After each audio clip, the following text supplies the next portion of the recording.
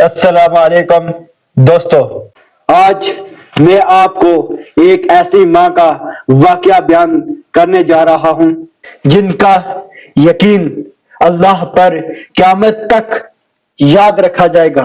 یہ حضرت ہاجرہ تھی اور ان کے ساتھ ننھے اسماعیل تھے۔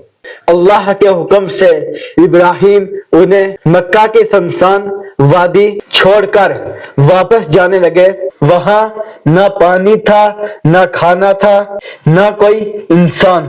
حضرت ہاجرہ نے پوچھا، کیا یہ اللہ کا حکم ہے؟ حضرت ابراہیم نے فرمایا، ہاں۔ تو حضرت ہاجرہ فوراً بولی، پھر اللہ ہمیں ضائع نہیں کرے گا۔ میرے دوستو، یہ تھا اللہ پر مکمل یقین۔